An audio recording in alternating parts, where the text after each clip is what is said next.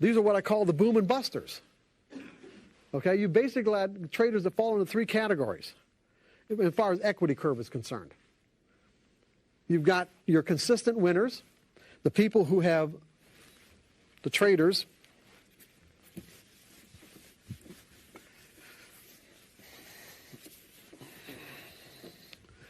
you've got your consistent winners. Now it doesn't mean that there aren't drawdowns here, okay? But what do you think these drawdowns would be a reflection of for the consistent winners? Consistent winners take losing trades all the time. But their drawdowns are a reflection of what? Anybody got any ideas? Good money management skills. Yeah, money management skills. Capital preservation. Okay, these are two good answers, but not the answer I'm looking for. Their drawdowns are simply a reflection of the normal losses that any trading methodology will incur. There is such a thing as normal losses. You don't have to write this down because we're just starting to scratch the surface. We are going to go into this in far more detail later on. So, I mean, if you guys want to write it down, that's fine, but it really isn't necessary. Okay? Normal losses that any trading methodology will incur. Then you've got people who learn something about how to trade, who acquire a good methodology where it is possible, based on that methodology, to experience a consistent income, but your equity curve might look more like this.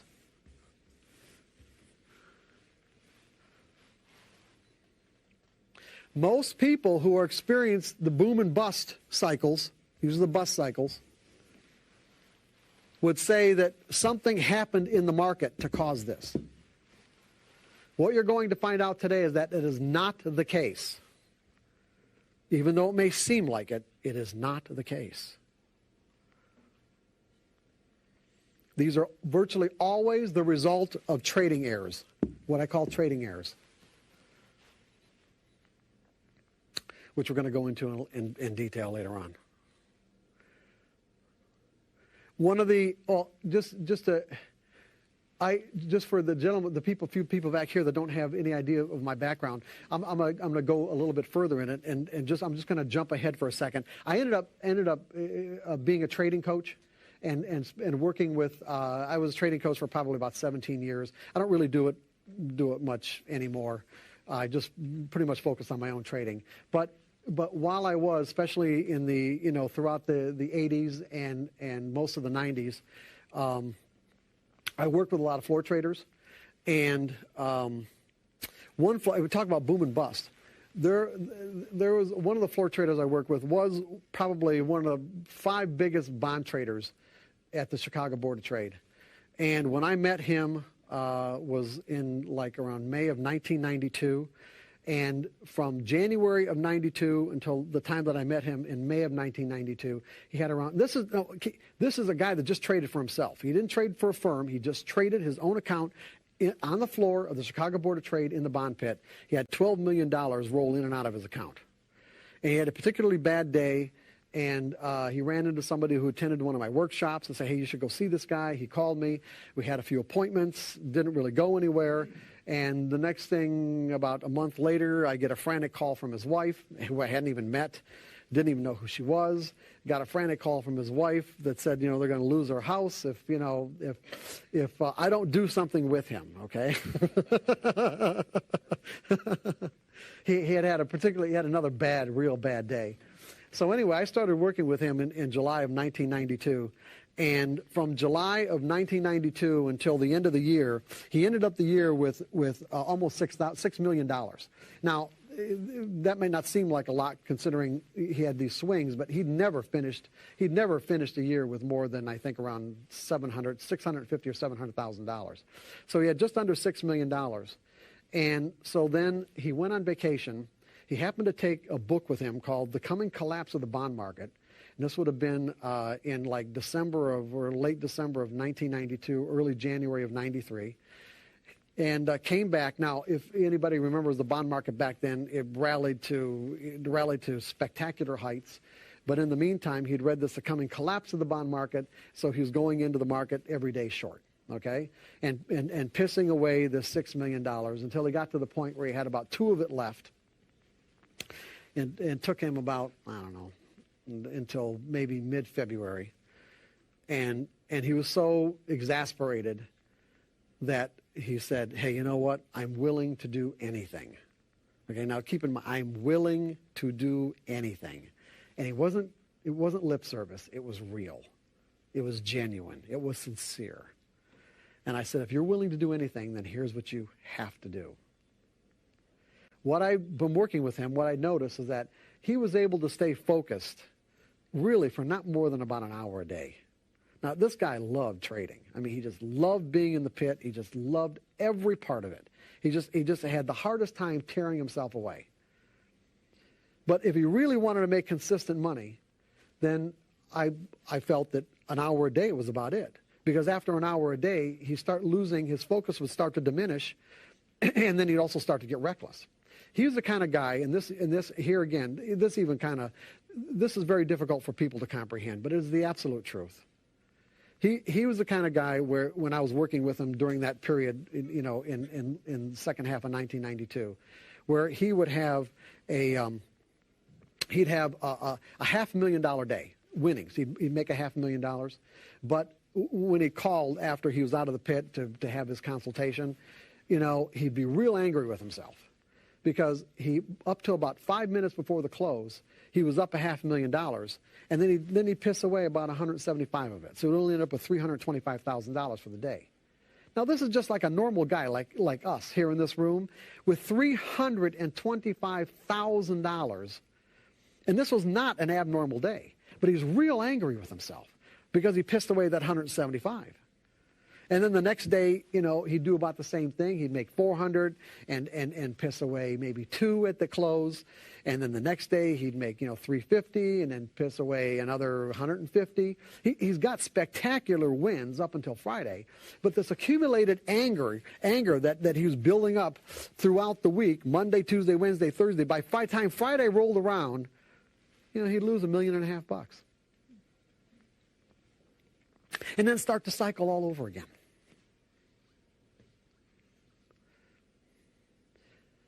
So now it's like I'm saying, you know what? Especially as a floor trader. As a floor trader, you really have to be focused. When you're trading at the level that he traded at, where you're trading hundreds of sometimes thousands of contracts, if anybody knows anything about the bond market, we know that one incremental price change in a bond contract is $31.25, okay? You guys with me on this? So this would be a tick. So in other words, if the bonds went one tick up and you're long one contract, you'd make $31.25. If it went down one tick and you were long one contract, you just lost $31.25. He would trade 1,000 contracts at a time. That means one incremental tick price change was $31,000. $31,250. Now, if anybody's ever watched the bonds move, you know that it can move 5, 10, 15 ticks like that. Not only that, there can be what's called price vacuums. Everybody familiar with a price vacuum? You know what I mean by price vacuum? It means that if the bonds are at let's say 106.10. You guys are probably not familiar with bond prices. 106.10, that was the last posted price. That something can happen and you're long. Something can happen where there are no more offers and the next posted price is 106 even. That means the market went down 10 ticks without there being any trades between 10 and even. No trades at all. Which means if you're long, you just lost in that instant $31,025 on 1,000 contracts. This is quite common. So you really have to be focused.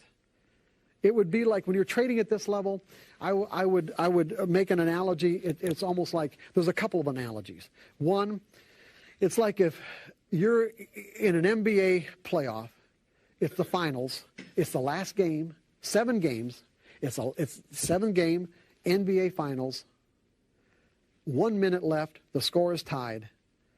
The coach is going to send somebody in who's really focused. If the coach thinks you're distracted and you're not on your game, you think you're going to get in that game? This is the way to be in these kind of circumstances in the pit. That's the kind of mindset that you had to maintain. Because even if you were distracted and turned away, there could be bids and offers that would have gotten you out of your trade that all of a sudden dry up. Meaning when guys are bidding and offering in the pit, they're using hand signals and they're telling you they want to buy or they want to sell and how many. And there's hundreds of guys all around screaming. Now, these bids and offers can dry up because when you make eye contact and you point, you say, okay, we've got a trade, and then you write your trade down on your trading card, or now it's an electronic handheld device. But otherwise, you make a trade, and then you could be out of your trade and take your profits. When these kind of things happen, these price vacuums, you could be in bad shape. And just be a matter of just a momentary look away. The guy that you were going to use to get out of your trade is gone now. He put his hands down. Uh-oh, I'm in trouble. Well, what I found is that he could maintain an ideal mindset for about an hour a day. And so that's what I said. If you're really sincere, if you really want to do anything, you can only trade an hour a day. And he agreed to it. And he said, what hour a day? I said, it really won't matter. And it really didn't. He was convinced initially that what hour he went in would make a big difference. It really didn't make any difference at all. He was so good. As a matter of fact, there were other bond traders that I work with that said that watching him trade would have been the equivalent of like watching Michael Jordan play basketball. He was that good. And so he did. He went in just 1 hour a day. And because he knew that he only had that 1 hour, he was really focused, and he was averaging $175,000 for that one day, or for that on an average for that 1 hour per day. Okay, but that would be an example. He would be an example of an extreme boom and buster.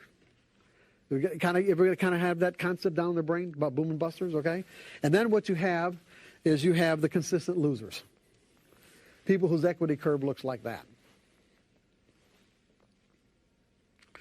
Now, just to get back to my situation, when I went to Chicago, I'm thinking, okay, I've got quite a bit of money. I sold my interest in the agency, but at the same time, I had a pretty expensive lifestyle, as you can quite imagine.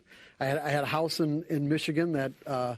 I had a girlfriend, a very high maintenance girlfriend, and her 2 daughters were living in, and I had a very expensive apartment in Chicago and a Porsche, and I had the life, okay, and I was going back and forth every weekend to visit them. So really, my situation was, I couldn't maintain that kind of lifestyle with the money that I had without being successful as a trader. And that was the whole idea anyway. I thought, okay, I'll make whatever shortfall that, I end up with as a trader. And interestingly enough, I had to have my trading account with another brokerage firm secretly. I couldn't trade through Merrill Lynch. And there wasn't anybody else in the office who traded their own money. I was the only, unless they were doing it secretly and didn't tell me. I was the only person in the office who was actually trading their own money. Who actually traded, period, other than putting on trades for their customers. So what ended up happening is that, and another part of this is that I also had this, I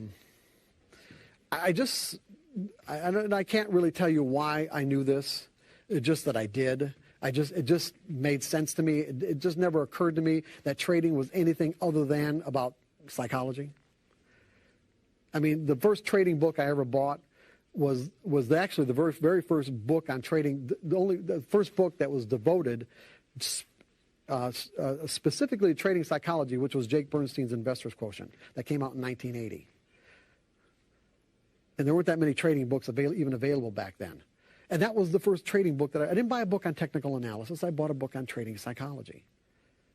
So I was not only immersed in the concepts of trading psychology virtually right from the very beginning, I was also keeping very extensive journals of my thinking process, what was going on, what I was observing from other brokers in the Merrill Lynch office, as well as what I was observing from interacting with my customers.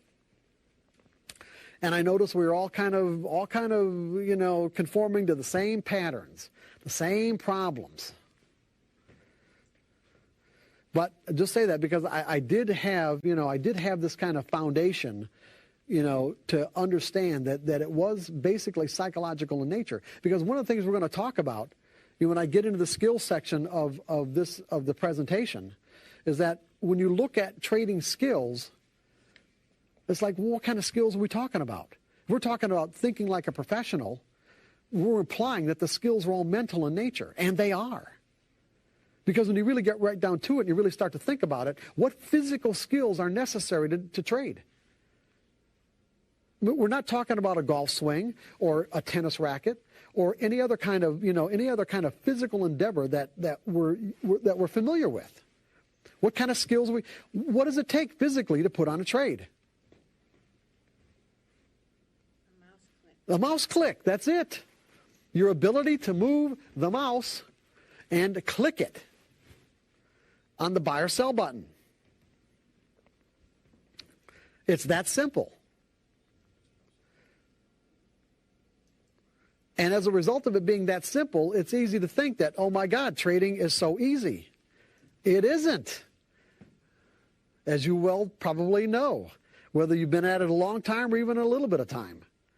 There are some very sophisticated psychological skills that you have to acquire to get this kind of an equity curve. And virtually all these skills are founded in learning how to trade without fear. That's basically what this whole workshop's about, is learning how to trade without fear. Because that's what's going to screw you up on virtually everything. Everything that you can do wrong as a trader is going to be the result of what you're afraid of.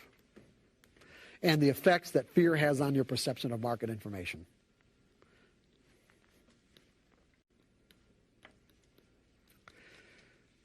So with my situation, it's like here I'd given all this up to go to Chicago to learn how to trade, to find out that the only people who really knew how to trade back then were people that I didn't have access to.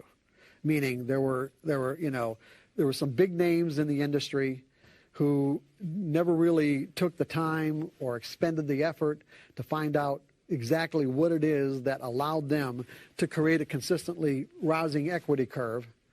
What they would say is, well, yeah, you got to go with the flow. The trend is your friend. Cut your losses, let your profits run. There's all these neat little phrases, but it's like, who in the hell knew what that meant and how to do it?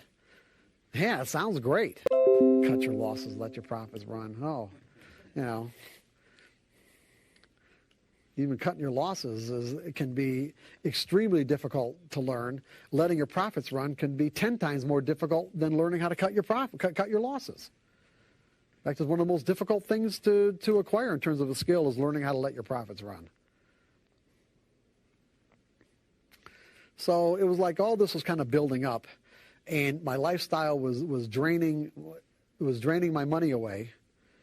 And one of the things that I would say characterized me back then, if I was probably obsessive about anything, it was my credit. It's like my credit was as far as I was concerned, it was like the most important thing in life is to have flawless credit. Not just, flawless. And here I'm in a situation where I am truly running out of money. And my trading losses, it wasn't really like I was losing a lot of money trading, because I'd really stopped the hemorrhaging. I wasn't trading in a way where I was actually losing money, but I wasn't making any money. And it's like there was always this little voice in the back of my brain, it would come to the forefront of my consciousness. It would say, Mark, this ain't adding up. There's something wrong here. There's something wrong. It's like it's not adding up. And then I kind of shove it back there, and it's going to be all right. I'll figure it out. It's going to be all right. Eventually, it got to the point where I was literally out of money. And the only choice I had was to file bankruptcy. Fortunately, I was in a situation where I had two residences, one in Chicago and one in Michigan. And so I had a choice of where I filed. And of course, I filed in Michigan, because if Merrill Lynch would have found out, they probably would have fired me. As a matter of fact, nobody knew what had happened. Nobody that I knew in Chicago knew what had happened. So I filed in Michigan, and I'm thinking, literally, because of my attitudes about credit, I'm thinking, if I've got to do this, I'm going to fall beneath the cracks of society and never reemerge. I really believe that. I honestly, God, really did. I just didn't see how it's possible to live after having to do something like that. And of course, what I found is that, and when I ended up, what I say in The Disciplined Trader, and I don't really go into a lot of detail in The Disciplined Trader about this, but just to say that what I ended up with was really, I had an apartment, I had my bed and my TV, and when I filed, I was still current on everything. I wasn't even late one day on any of my bills. As a matter of fact, I even called the finance company to come and pick the car up. But I wasn't even late a payment. I said, you know what, I can't do it anymore. You're probably going to want it back anyway. So, it was like, come and pick it up. And of course they did. And guys, there's a funny story about that. I've never told anybody this, but you guys want to hear a funny story about that? When the guy came to pick it up. And so I'm thinking, because we're in front of the apartment building, and I'm thinking, well, if he's going to pick this up, then I ought to get some sort of receipt that it was in perfect condition, because I don't know what the hell he's going to do to it on I don't know. So it's like, and the guy wouldn't give me a receipt saying that, and so I wouldn't give him the keys, and so so he called his boss, and I heard his boss on the other end of the line screaming at him, "You do whatever he wants to get those keys," just like, and he said something else I'm not going to say for this particular presentation, but yeah, it was like, they just someone's willing to give you the car, but they don't even have to go repossess it. It's like, hey, give them the receipt. But in any case, what I realized, now you think about this, it's like when you define yourself based on your possessions. Just like anybody that loses anything, you've got an internal representation and you've got an external representation. And now there was a discrepancy between what was outside of me and what was inside of me in terms of the way that I define myself. And, so that has to be reconciled. And what I realized, and it didn't even really take that long. I don't remember how long it took, but it was like, one, I still had my job at Merrill Lynch. And so as a result, it's like I'm starting thinking, okay, well, things are going to be all right. I was in my worst fear. That was my worst fear. When the fear would creep up into the forefront of my mind, I was like, that was my worst fear. Now I'm in it, and I'm realizing that, I think I'm going to be all right. I'm healthy. I can still think. I'm going to be all right.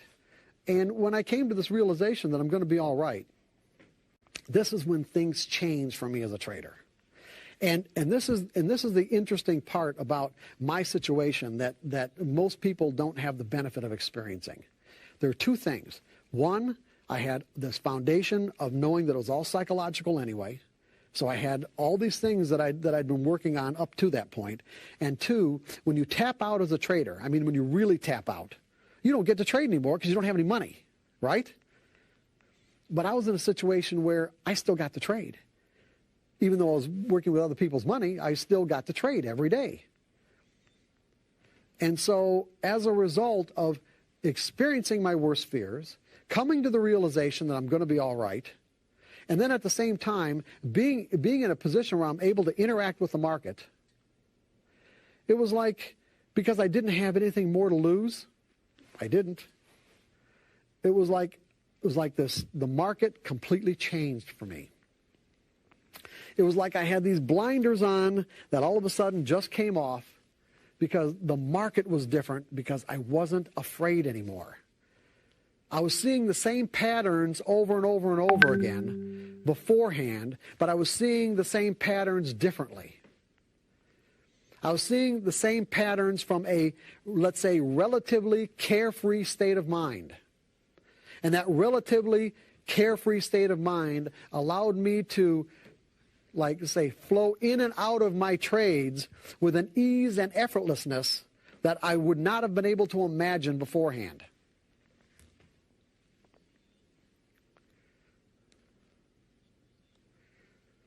And then what happened is that I started making consistent money for my customers. And there's even, well, there's one really, as a matter of one really good story where, I mean, there are a lot of good stories that I can tell you about my customers at Merrill Lynch. But in one case, I inherited this guy who at the time was the head of the state of Illinois' mainframe computers, and he was from India. And he had put together his own trading program, and he was using the state computers to do it. And so, and he had an account, technically an account with Merrill Lynch, but it wasn't funded because he'd lost all his money. But he still maintained the account. And so I inherited him as a customer, and he would call me every day. And he was just like, and all he would say to me is like, I'd pick up the phone. He wouldn't say, hi, how are you? He'd say, give me data. Like give me the high, low, and close. And, so we interacted like this for a long time. Well, he came up with his own day trading system that eventually, well, because he and I started working on it together. He had the internal program for it, but he didn't have any money management parameters for it. So after about 2 or 3 months of working with him on it, we came up with some really good money management parameters. And then all my customers started trading it, and we were making consistent money day after day, even to the point where Merrill Lynch was starting to take notice. Here all this whole customer, his customer base is making money, and he got to the point where he's thinking, okay, all these people are now deriving this benefit from my work. I should be able to do it too. And he talked his wife into letting him put $5,000 into his account to fund his account. Now, I didn't know what happened to him. Why? I mean, it's not like we had personal discussions, so I don't know why he didn't have any money in his account. The guy was a maniac. It was like he put the money in his account, and 2 days later it was all gone. It was like he'd call me up and say, okay, do this. I said, well, wait a second. The system says to do this. He said, no. I don't care what the system says. This is what's going to happen. He didn't follow any of his own rules. Now here we had a track record. We had a legitimate track record, bona fide, real money. Day after day. He gets a few bucks in his account, and it's like he thinks he knows where the market's going. Like I said, he was gone in 2 days, and that was it. It was all over with, because at that point, he was done. I didn't get the system because it was in his computer, mainframe computer at the state of Illinois, and had no more contact with him. And shortly after that, ended up getting fired from Merrill Lynch anyway, because there was one of these management consultants that came in from New York, and she was going around the office talking to all the different brokers because of whatever it was that they were trying to find out. And she got to me, and by that time, I was already writing The Disciplined Trader. And I just I started very exciting to say, oh yeah, this is what I found out, and this is what I've learned. And her eyes lit up saying, this is exactly what we're looking for. And she was we talked for probably about an hour and a half, and she was all excited. And then she said, I got to go tell, well, I'm not going to say his name, the office manager, okay? And she walked away from me, walked over to the office manager. 10 minutes later, he came over and said, pack up your stuff and get out. Right then and there on the spot. Pack up your stuff and get out.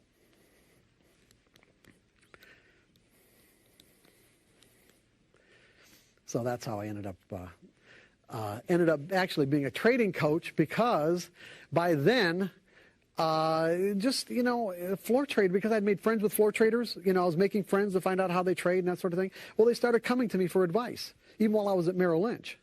And because it's a pretty small community, the word gets around, especially when people are really genuinely helped with the kind of advice that you're giving them. And I'd helped several floor traders turn their trading around.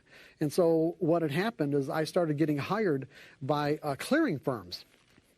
What I mean by clearing firms is that to trade on the floor of an exchange, you have to clear your trades through a financial institution. And so, it's like these are traders just like you. They have their own account, but what they have to do is they have to clear their trades through, like I said, one of the major clearing firms at the exchange.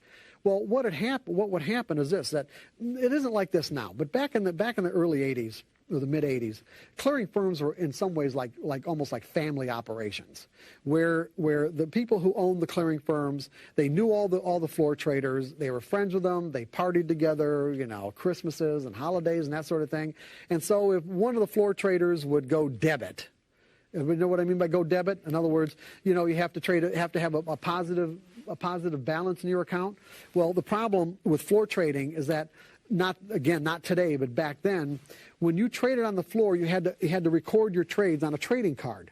So in other words, if you and I are entering into a trade where I'm going long and you're going short, what I would do is that we would take our badge, like the acronym of our badge, and our clearinghouse number, record it on this card, and how many contracts we traded. Let's say you're short 10 and I'm long 10, and the price that we traded them at.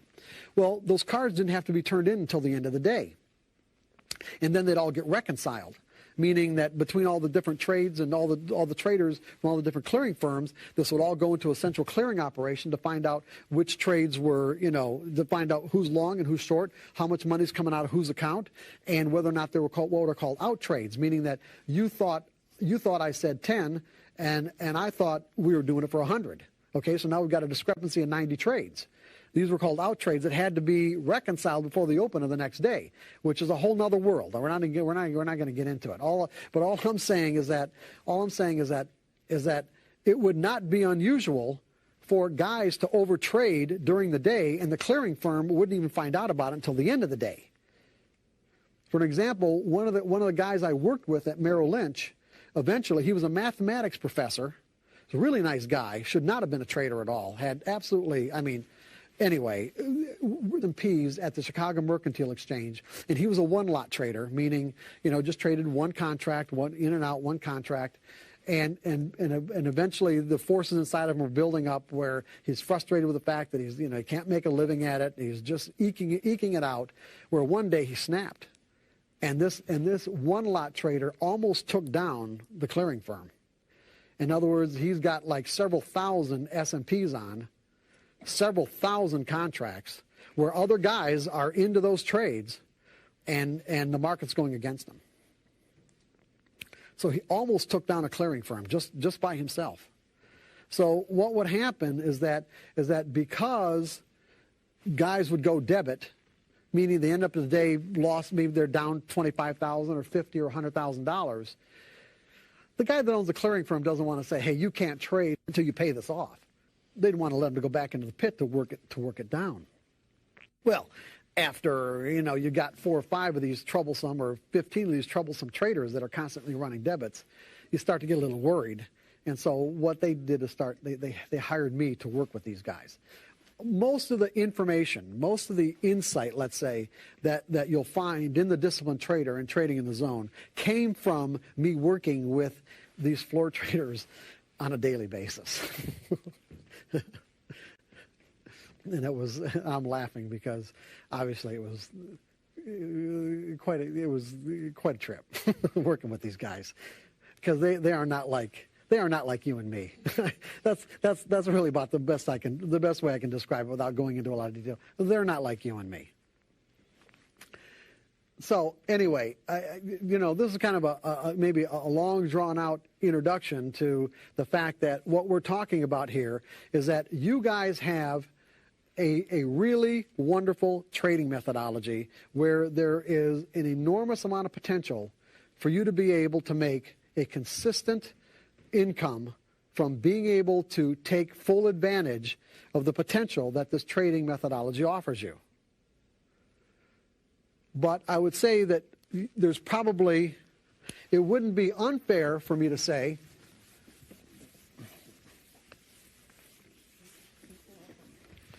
it wouldn't be unfair for me to say that there's probably what I'm going to call the profit gap. The gap between the potential and your bottom line results. This is the potential, and this is your bottom line results. Most people think that when they realize that this gap exists, that somehow learning more about the markets is what's going to fill it.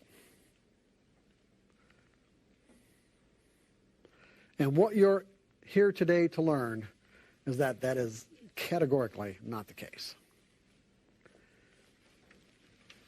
You have to learn more about yourself and how you interact with your trading platform and the market to be able to fill this gap.